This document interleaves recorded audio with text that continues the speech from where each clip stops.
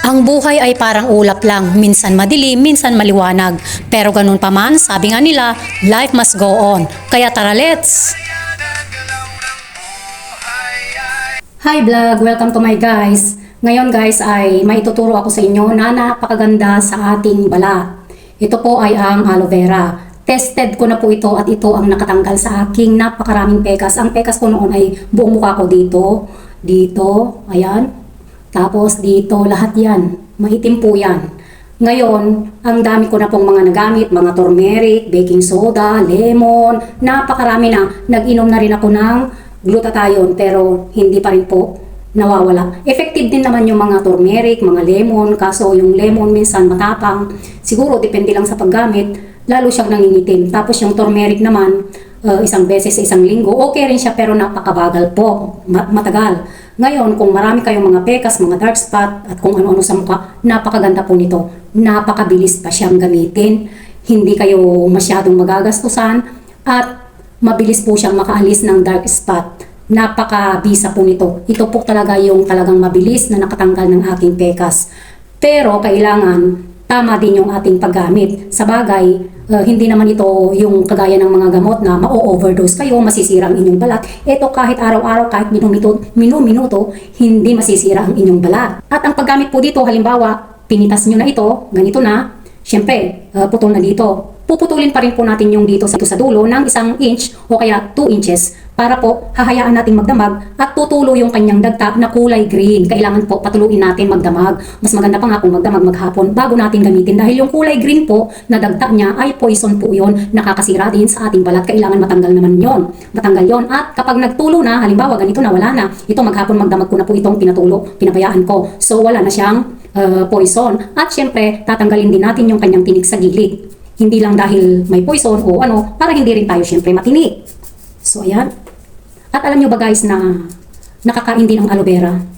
Pero nga lang, hindi ko alam kung ano ang benepisyo nito sa ating katawan. Basta ang alam ko lang, 100% maganda ito sa ating balat, lalong-lalo na sa may mga pekas kagaya ko. So ayan, tanggalan lang natin dyan para malinis at huhugasan natin bago natin gamitin. Huwag po kayong magtataka guys kung ang aloe vera, lalo na kapag medyo magulang na, yung kagaya nito na malalaki na, meron pa nga dito mas malalaki pa talaga. Huwag kayong magtataka kung meron siyang amoy. Dahil meron po talaga siyang masangsang na amoy. Hindi kagaya ng mga maliliit pa, ay wala kayong maaamoy. So eto guys, sa susunod guys ay ituturo ko rin kung paano ko ito ginagamit sa aking buhok. Napakaganda po nito. Pero sa ngayon ay uunahin muna natin yung sa mukha. So ayan, malinis na guys. Bago kayo maligo, 5 minutes to 10 minutes bago kayo maligo, kailangan gumamit na kayo ng ganito. Hihiwa lang po tayo ng maliit. Ganyan lang po siya. Ayan. Tapos hihiwain lang po natin sa gitna. Napakaganda po nito guys. Ayan, paghiwalayin natin na ganyan. At ito guys yung pagtsatsagaan natin na ikukuskus. Araw-arawin nyo kung meron kayong aloe vera. Mas maganda ito kaysa yung mga nabibili natin ng mga gamot na wala namang epekto, gagastos pa kayo. Bumili na lang kayo ng aloe vera, isang pot, isang paso. O, ilan na yung makukuha nyo doon.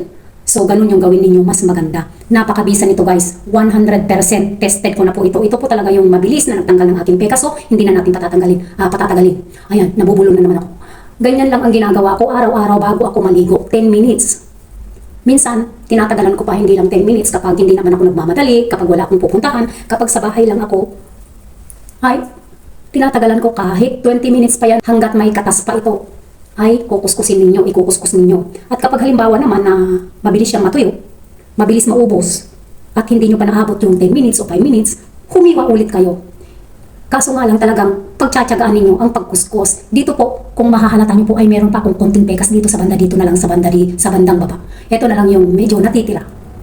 Pero dito sa aking mukha, ayan, dito pa nga dati ay meron ako. At ang mga nakakakita sa akin, sabi nila ay, as Wednesday daw, kasi meron dito talagang napakakapal na itim. Bago dito, nagmapa-mapa po yung aking mukha. So ayan, dahil na rin po siguro sa mga nagagamit ko noon, tapos naaarawan, pero kailangan kapag, hindi ko naman sinasabing masama yung paggamit ng mga nabibili. Pero kailangan, nabibili man o herbal man yung inyong ginagamit, mas maganda po gumamit kayo ng sunblock. Hindi kayo ng sunblock, basta meron kayong sunblock. Araw-araw po yan, umaga, hapon kayo maglagay. Ayan. Yung pambili nyo ng kung ano-ano na nilalagay nyo sa mukha nyo, mas magandang sunblock na lang ang bilhin ninyo. Makakatipid pa kayo guys at hindi pa masisira ang inyong mukha dahil iba po kasi yung texture ng balat ng ating muka sa texture ng balat natin sa ating katawan. Mas sensitive po yung balat ng ating muka.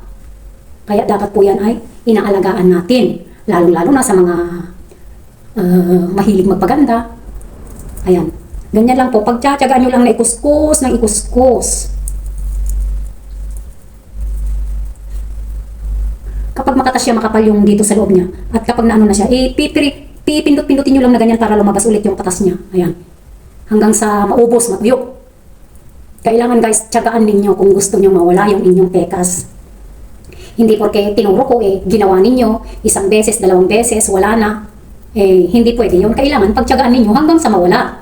Dahil sa akin, sa dami ng mga nagamit ko, taon ang lumipas.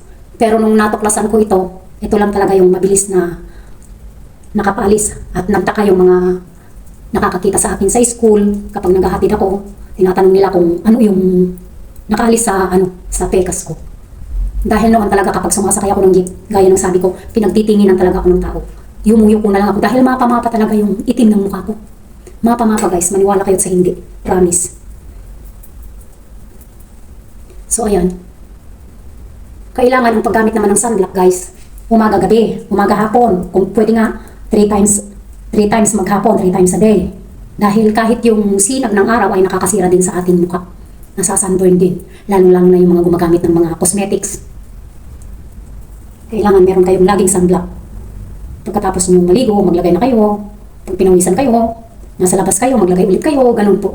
Lalong-lalo na yung mga nandito sa Saudi na tagaluluto. Nagluluto kayo mainit. Nasisingawan ng init yung inyong mukha. Nasisinagan ng ilaw. Minsan nasisinagan pa ng araw. Sunblock po palagi. Maniwala kayo sa akin. Sunblock. Huwag na kayong gumamit ng kahit na anong mga cream dyan.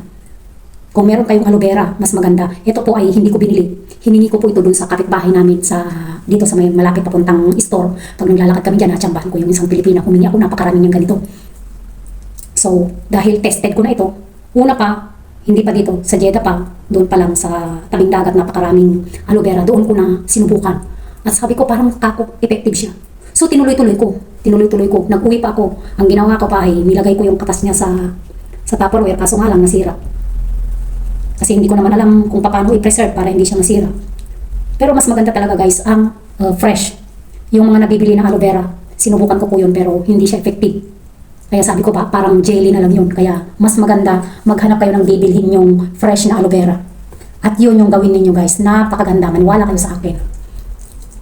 So ganyan lang guys ang gagawin ninyo. Tapos after 5 to 10 minutes, 15 minutes, 20 minutes, then pwede nyo na siyang banlawan or kaya hayaan nyo muna matuyo para masip ng balat natin yung kanyang katas. Hayaan muna natin masip, magtuyo siya konti bago ninyo banlawan. At pagkatapos ninyong banlawan, sabunan, banlawan, gumamit na kayo ng inyong sunblock. Mas maganda po yung sunblock na hindi siya masyadong oily kasi meron mga sunblock na malangis, ma-oily. At kapag nasinagan kayo ng araw, ay lalong nangingitim yung inyong muka. Pumili kayo ng sunblock na hindi siya masyadong malangis, ma-oily. Thanks for watching.